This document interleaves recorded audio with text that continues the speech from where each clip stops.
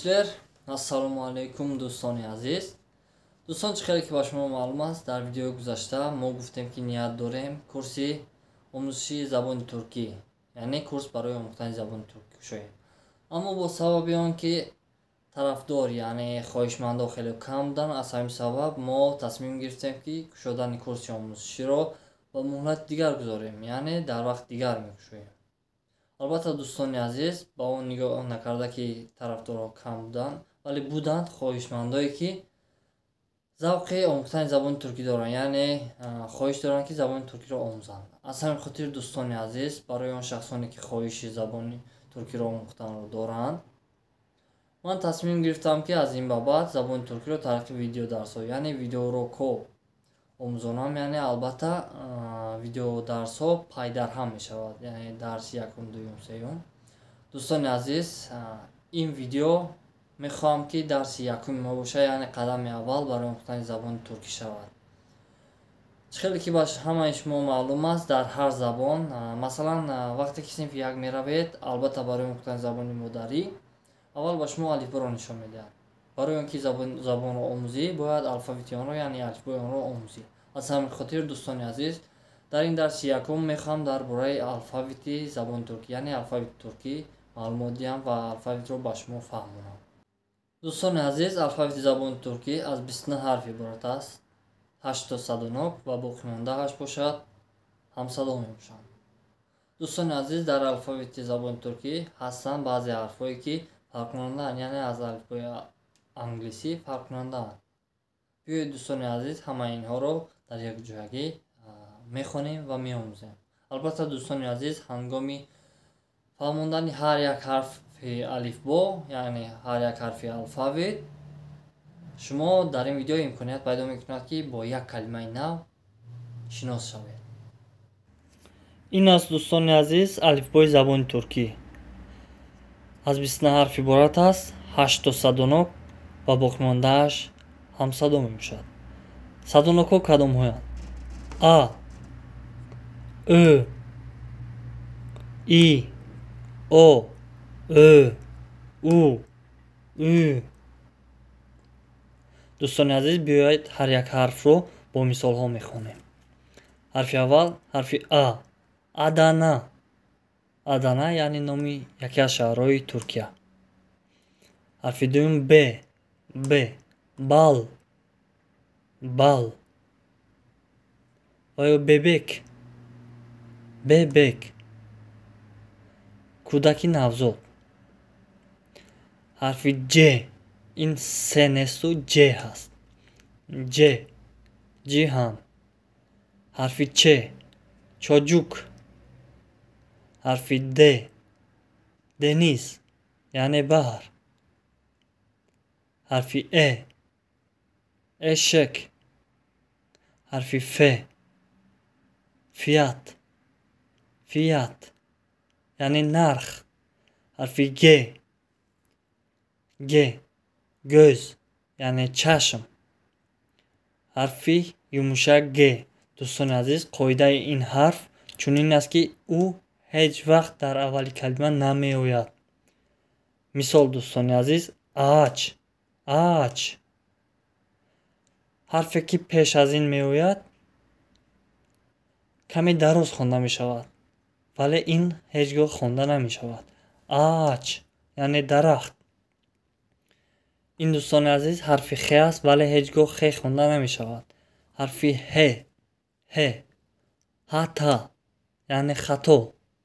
حرف او، این حرف دوستان عزیز با مانند حرف تیورد znaki زبان روسی است. حرف او، اسلاک، اسلاک یعنی تر. حرف ای، ای، این مک، این مک، فرامدن. حرف ج، ج، جلت، جلت یعنی ریشتراش برای مردها. جلت. حرف ک، کرمز، کرمز یعنی سرخ. دوستان عزیز در کلمه کرمز دو تا حرف او وجود دارد، برای همین هم خواندن نمی شود. qirmiz. Harfi L. Leylek. Leylek. Yani laklak. Harfi M. Melek. Melek. Yani farişta. Harfi N. Nehir. Nehir. Yani daryo. Harfi O. Oda. Oda. Hujra ve komnata. Ve oğul. Oğul. دوستان عزیز در کلمه اول حرف یمشک گ وجود دارد. برای همین هم این حرف کمی دراز خوانده می شود ولی حرف یمشک گ خوانده نمی شود. اول یعنی فرزند. اول فرزند یعنی هنگام اول گفتن با فرزندی مردانه یعنی با بچه میگویند اول. ترجمهش به زبان روسی سین می شود. سین. حرف او. کمی دراز خوانده می شود ولی هیچگاه او خوانده نمی شود. öğretmen. öğretmen یعنی معلم. دوستان عزیز در کلمه öğretmen حرف یمشک گ وجود دارد. برای همین هم این حرف کمی دراز خوانده می شود. حرف یمشک گ خوانده نمی شود. öğretmen معلم. حرف پ. parça. parça yani kısım veya pora. Harfi R. rüya. rüya خواب veya orzu. Harfi S. sağ yani rost. Sağ tarafı rost. Veya sol. Taraf çap. Sağ sol. Rost çap. Harfi Ş. Şehir yani şehir. Harfi T. Tevbe yani tavba. Harfi U. uçak. Havapayma yani samalyot. Harfi Ü. Üç yani S. 3 S. Rakamı S. Harfi V. Vermek. Dodan. Veya ver. Bir de. Harfi Y. Yağmur. دوستان عزیز در کلمه یامور حرف یمشک گ وجود دارد. از همین خاطر حرف ا کمی دراز می شود اما حرف یمشک گ خوانده نمی شود. یامور.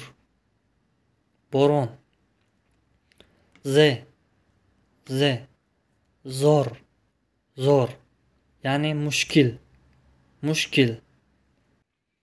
زور که مشکل باشد پس سوال می شود که آسان چی ترجمه می شود؟ آسان یعنی kolay با حرفی ک. kolay. دوستان عزیز غیر از قاعده حرف یمشک گ باز یک چند حرفی است که هنگام این جمله سازی جایشون را عوض میکنند. این حرفا کدوم هستند؟ اصلا 4 حرف است. حرفی چ، پ، ت، ک. حرفی چ هنگام جمله سازی جایش را با حرف ج عوض میکنند. یعنی با این مثال آوریم اگر اماچ یعنی مقصد. هنگامی که میگوییم که مقصدی من benim amacım. میبینید دوستان عزیز در اینجا حرف چ با حرف ج عوض شد. یعنی amaç کی بود. یعنی هنگام جمله سازی گوییم که مقصدی من benim amacım.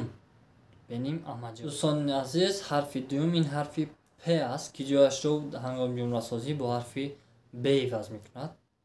اگر که با این مثال آوریم kitap هنگامی که گوییم که کتابی تو senin kitabın. сенин китабин. дӯстони азиз, ҳарфи дигари ин ҳарфи т аст ки ҷояшро бо ҳарфи д иваз мекунам. агар ки ба ин мисол орем, евлат, евлат яъне фарзанд, евлат. ҳангоми мисоловарӣ агар ки мо гӯем ки евладим яъне авлоди ман, яъне фарзанди ман, евладим, дар ин ҷо ҳарфи т ҷояшро бо ҳарфи д иваз мекунад. дӯстони азиз, ҳарфи чорум яъне ҳарфи охирон ин ҳарфи к ҳаст ки ҷояшро бо ҳарфи юмшак г иваз мекунад. чоҷук яъне кӯдак, чоҷук. агар ки кӯдаки ман гуфтанӣ шавед, чоҷуум, чоҷуум. дидед дӯстони азиз, ҳарфи к ҷояшро бо ҳарфи юмшак г иваз кард. чоҷуум. яъне ҳангоми хондан юмшак г хонда намешавад, вале ҳарфи у дароз хонда. дӯстони азиз, ин буд дарси аввал барои омӯхтани забони туркӣ. албатта дӯстони азиз, дар видеоҳои баъдӣ, яъне ки мо гуфтем пай ҳам меравад, дар видеоҳои баъдӣ дар бораи шакли ҷамъи калимаҳо, шакли танҳояшон, дар бораи суханҳое ки лозим аст барои ҳангоми гуфтор дар забони туркӣ, дар бораи ҷонишинҳо, дар бораи феъл, дар бораи сифат, умуман дар бораи грамматикаи забони туркӣ маълумот хоҳем дод. дӯстони азиз, дар ин видео кӯшиш кардем ки бо як тир ду нишон занем, яъне ҳам алфавити забони туркиро ба шумо нишон диҳем, ҳам боз 30 калимаи нави дигар ба шумо фаҳмонем. умедворем ки дӯстони азиз, зараре ҳам бошад, фоидаи ин видео ба шумо мерасад. боқӣ дар амони худо бошед то видеои баъди.